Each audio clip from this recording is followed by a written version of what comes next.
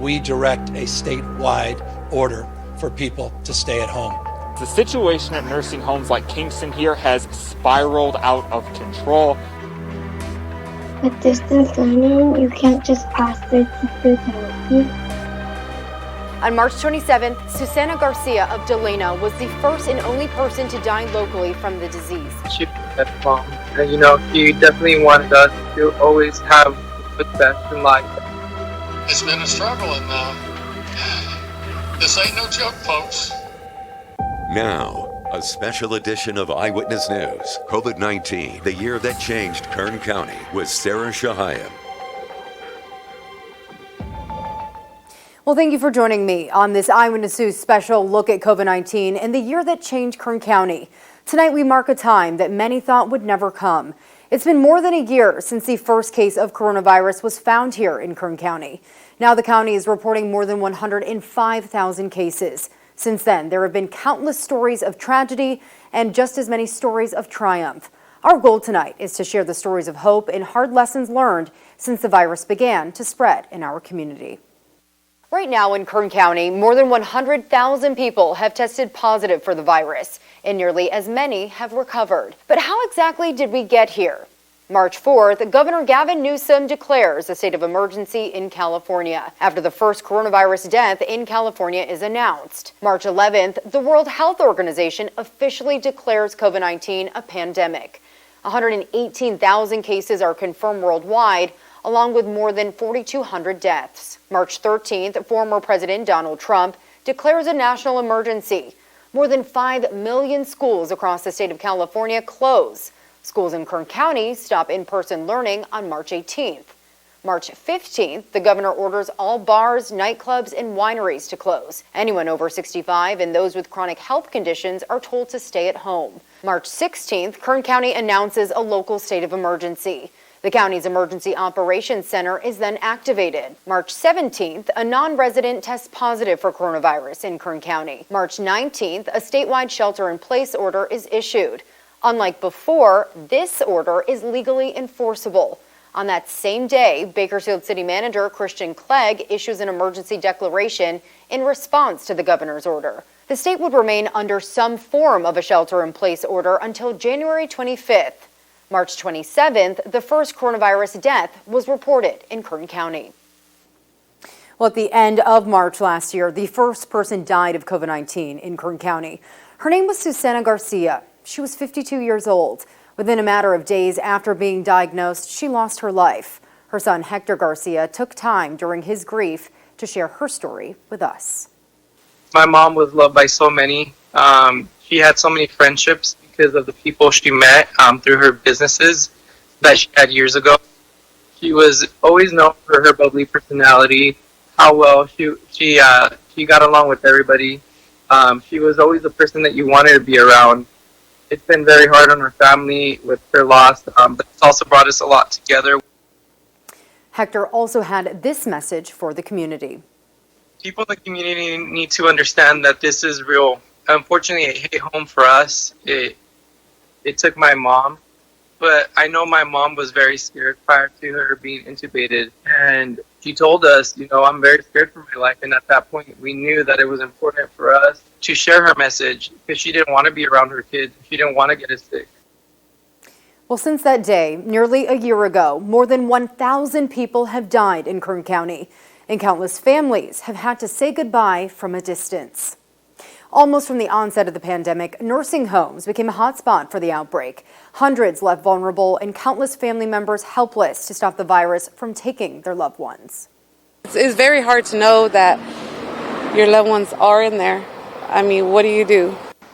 Statewide, more than 9,000 patients died, according to state data. In Kern, we lost more than 100 people inside nursing facilities. That's about 10% of the total deaths here in the county. Local health officials eventually stepped in to try and stop the spread and bring the numbers down.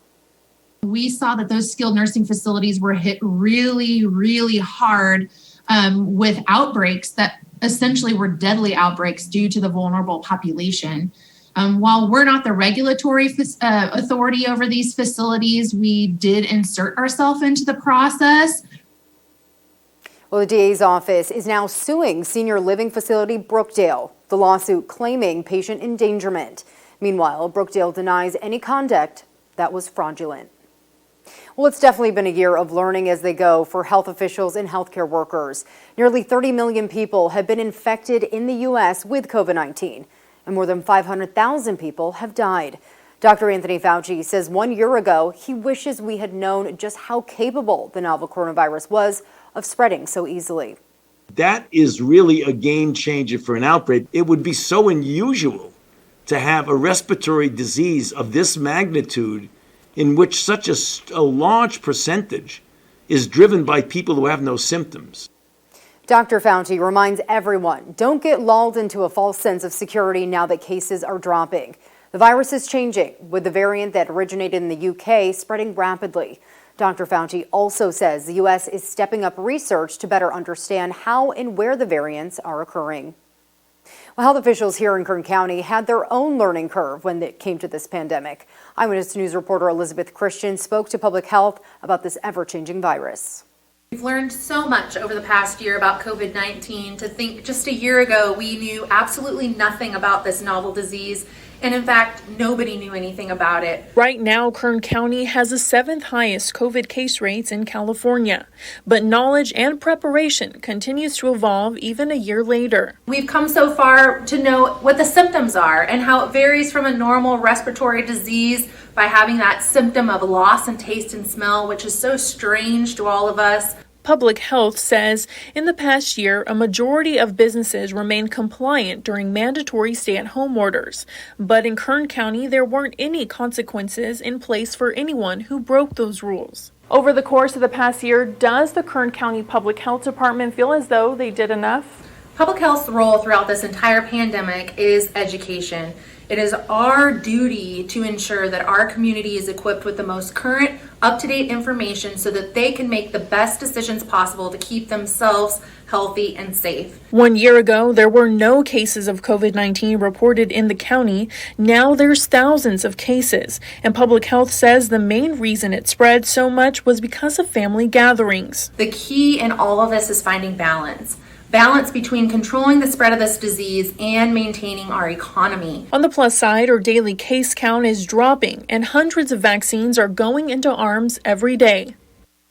24 of our 58 counties are out of the most restrictive tier, and many more are poised to move next week.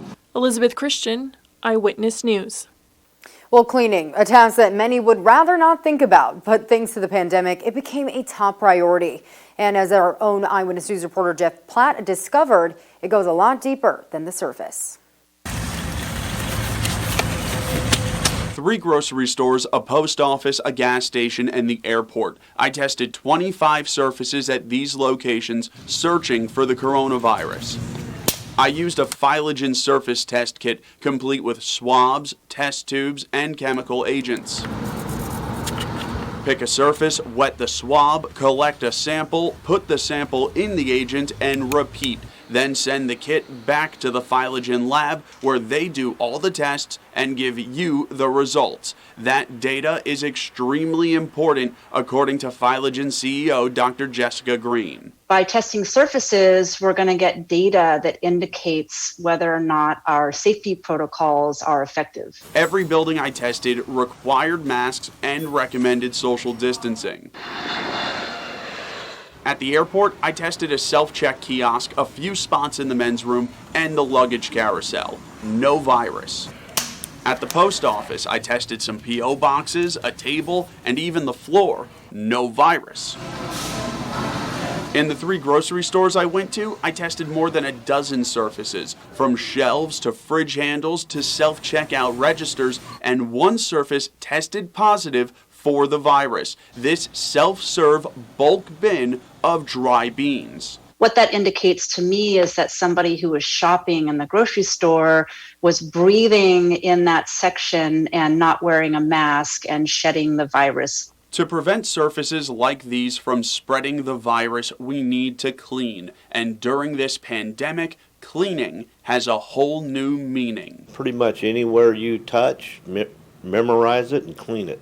Ken Downs is a co-owner of Huffman and Downs Maintenance. They specialize in commercial janitorial services. He told me cleaning isn't about cleaning anymore. It's about disinfecting. We went strictly to disinfectants that kill the coronavirus. But it'll actually save your hands if you work a lot with chemicals.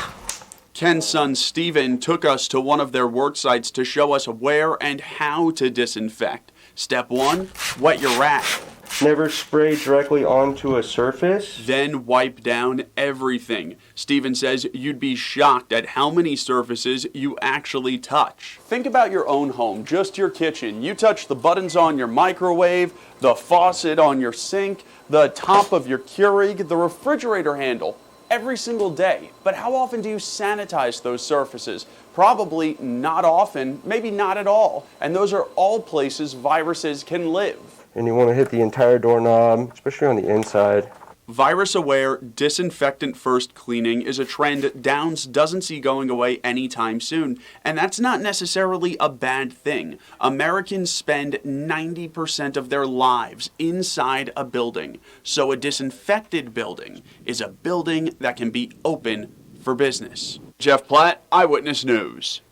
Well, the pandemic brought quite a few changes, from dealing with our grief to rethinking how we clean. But one of the biggest lessons learned brought one community to the forefront. When masks became the norm, people in the deaf and hard of hearing community had a hard time communicating. But like we saw numerous times during the pandemic, people will always find a way to help out. The hustle and bustle. We're used to it at grocery stores. But for Roy Abweg, who works at Trader Joe's, that's more like what he hears. Abweg, who was born deaf, is also a community outreach advocate at the nonprofit organization Be Glad, which offers resources to the deaf and hard of hearing community here in Kern County. He tells me the pandemic has been particularly hard on people like him because the silence they normally deal with when communicating has only been muffled by face masks. Deaf people, we use hand gestures, facial expressions. It's a visual language, and so we really rely heavily on facial expressions. So when the face is covered, it's really hard for us to get the full information. According to data by the 2019 Annual Disability Statistics Compendium, it's estimated that approximately 27,000 people have hearing loss in Kern County. That's about 3% of the population, a similar trend seen across California as a whole. While those in the hard of hearing community wear clear face shields and masks in order to communicate with each other, what they're really pushing for right now is for other non-deaf community members to wear them as well. Bakersfield resident Patricia Mosley says clear face shields and masks will have a greater impact than people realize. Her grandmother was deaf, and so was her mother. It was passed down to Mosley, who then passed it on to her son, making him a fourth-generation deaf person. The area she sees clear masks being really effective is at the doctor's office. She tells me they often pull their mask down in order to speak, but are running the risk of infecting the patient by doing that. Maybe just having it on standby in case you have a deaf person come into the store or come into the doctor's office or something. It'd be nice just to have it on standby. In Abweg's view, it's going to drive-through windows at fast food restaurants that's been the biggest struggle. You know, I can type in what I want to say and they can read it, but they can't reply, using my phone. And so it creates a little bit of a tension because they cannot pull their mask down for a minute because of their own policies. There is a local business working to alleviate that gap right here in Bakersfield called the Invisible Mask. They say it was designed for the deaf and hard of hearing community as well as those in the service industry. We made them so that we can socially connect. If you're a professional, a teacher, someone dealing with the public, this is the way to go. Something Abweg and Mosley also agree is the way to go. So we can make sure the statement, "We're all in this together," really can hold true. Well, still ahead on this Eyewitness News special, this. They've had bills to pay. They've lost employees. They have creditors. Where Kern County's economy stands 1 year after stay-at-home orders were announced. Plus, across the U.S., hundreds of thousands of people are still making first-time unemployment claims. Analysts explain why, even though things are reopening, there will be a new wave of businesses closing their doors. Now here's nurse practitioner James Simmons with answers to your most frequently asked questions since the pandemic hit. Number one, wash your hands as frequently as possible. And if you can't wash your hands, use a really good hand sanitizer. Number two, sanitize those surfaces in your home as well, particularly things that get touched a lot, like kitchen counters and doorknobs. Number three, when you leave your house, when you're outside of your home, make sure you stay at least 6 feet away from those who you don't live with. And number four, and probably most importantly, wear that mask over your mouth and nose.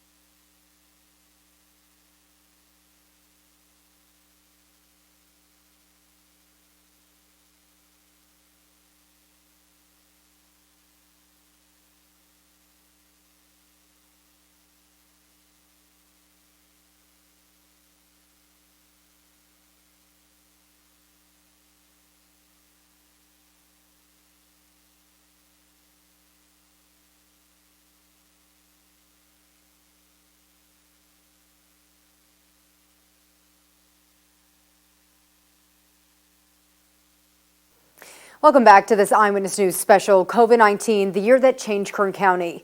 The shutdowns we saw in 2020 had a massive impact on the economy and devastated some sectors much more than others. Coresight Research projects that more than 8,700 stores closed in 2020, and the company believes 10,000 more will shutter this year. The unemployment rate hit 14.7% last April, eventually dropping to 6.2% last month. But there are still about 10 million Americans who are officially unemployed. Mark Hamrick from Bankrate.com says jobs are expected to grow this year as life gets back to normal. But it's not clear what the new normal will even look like, if takeout eaters will dine in again, or if business travel returns after a year of virtual meetings. For the future really is how many of those things will stick, how many of those will try to leave behind. But there's no questions about online shopping. It's more popular than ever. This month, imports caused a backup at the Port of Los Angeles and Long Beach. Well, Kern County may have seemed like an oasis for some during the pandemic. When we compare them to places like San Francisco and Los Angeles that seem like ghost towns. It did take longer for things to really shut down here in our community. Aaron Roney sat down with the county's chief administrative officer, who says 1 year later, we still don't know how hard the stay-at-home order really hit our economy. The moment you realized this pandemic was going to be a big deal? Yeah, I think it was right around the time when the governor actually extraordinarily announced a stay-at-home order. 12 months later, COVID-19 numbers are going down, more people are getting the vaccine, and it feels like our stretch of California is starting to open up. However, it was an uphill battle to get here. Well, it's been a nightmare, frankly. Chief Administrative Officer Ryan Alsop is just one of many county employees who firsthand knows how hard the year has hit us. States making decisions, and those decisions get changed every at times on a weekly basis. Alsop refers to the virus as an equal opportunist. Everybody's been hit equally hard. Certainly some of the service industry, people who rely on people coming to their businesses to shop or eat. We don't know how much the county has lost because we're still in the pandemic, and we still have a ways to go to 100% operations. There are no concerts, restaurants have been closed down, people have been unemployed, less money changing hands throughout the pandemic, which results in less economic activity. Looking back on the year, Alsop feels that the county handled the pandemic the best they could. One thing is certain, that this last 12 months, I think, has permanently changed us here in Kern County, and certainly really everybody, how we're going to go about our lives going forward. Erin Roney, Eyewitness News. Well, still ahead on this Eyewitness News special, learning from home. The sudden and stressful adjustment took a toll on families this year. A look at its negative impact on students in Kern County. Plus, nurse practitioner Dr. James Simmons is back with answers to your most frequently asked questions about the pandemic. Why should you get vaccinated? Well, number one, because they work. These vaccines are fantastic at preventing moderate disease, of course, but also serious COVID-19 illness that could lead to hospitalization and even death. Plus, when you vaccinate yourself and protect yourself, you also protect your inner circle, your loved ones around you. And when we all get vaccinated, we protect our communities, which leads to other things like getting our schools fully back open, getting our economy going back, reducing rates of depression and loneliness, drug addiction, all the other things that COVID-19 has caused. So do your part, not only for yourself, but for your community and for ending this pandemic, and get that vaccine.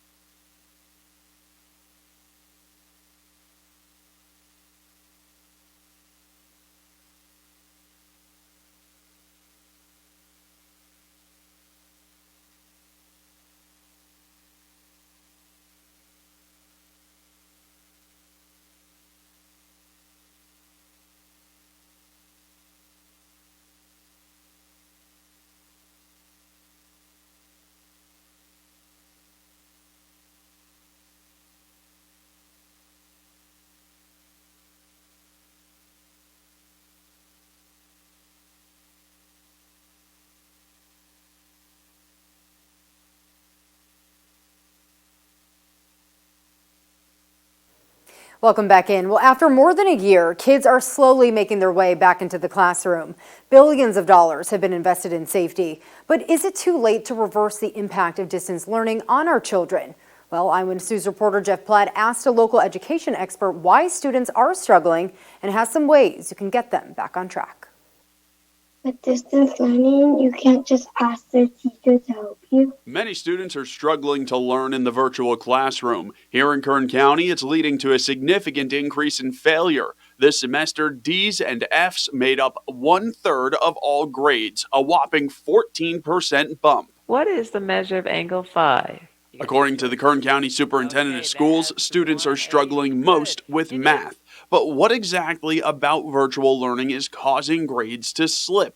Gustavo Luna runs Kern Tutoring and is working on his Master's of Education at Harvard. We do know that children thrive with structure. Luna says the isolation of a virtual classroom makes it tough for kids to learn and remain focused. He adds it's tough to fully engage a student through a screen because you can't use every teaching technique. That they are doing something hands-on, that they are writing, that they are reading, and some of these elements are extremely difficult to accomplish in a virtual environment. Looking at the data, you can see A students are mostly still A students, but Bs are becoming Cs, and Cs are becoming Ds and Fs. High-achieving students have already a strong foundation on study skills.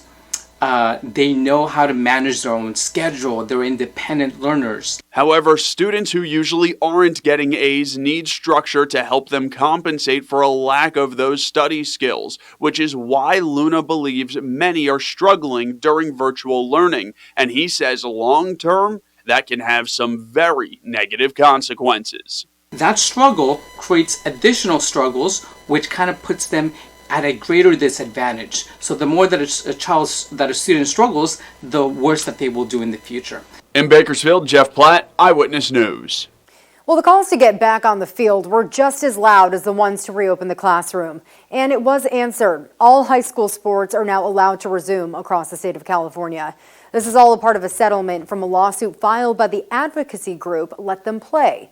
The group said college and professional athletes had been allowed to compete, but children were not. Of course, there will be some strict rules, which will include weekly testing and limited amount of family at each game. Well, coming up on COVID-19, the year that changed Kern County, you can't think of this pandemic without the March 2020 mad dash for cleaning supplies. After the break, the man who took the rush for rolls to a whole nother level.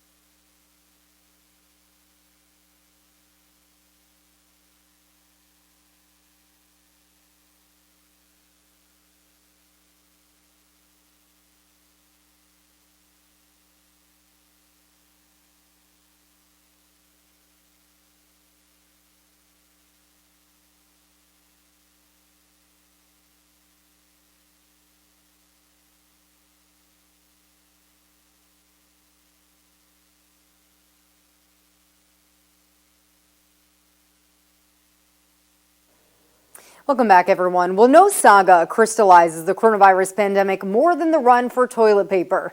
No matter where you went, stores couldn't seem to keep them in stock. Well, one man had the idea to stand on a corner in downtown Bakersfield to take a stand against the rush for rolls. Eyewitness News photographer Cesar Espinoza spent some time with him. I don't know if I'll make more money at this or my real job. Really, it's just sort of a statement of how ridiculous this is. It's ridiculous. $100, I would rather use like a towel or something. If you actually take into account everybody that has it, it's no different than just walking on the street. You're gonna buy one? Yeah, it's only $100 per roll. I can flip it and make a profit on eBay. I mean, I don't know if people weren't wiping and they weren't cleaning and washing their hands before this, but Maybe we'll see an elimination of the flu and everything. They should just go all out. Well, that man says he ended up selling one roll and donated the $100 to charity. That is going to do it for us tonight. Thank you so much for watching. I'm Sarah Shahayeb. From all of us here at our Eyewitness News studios, have a great night.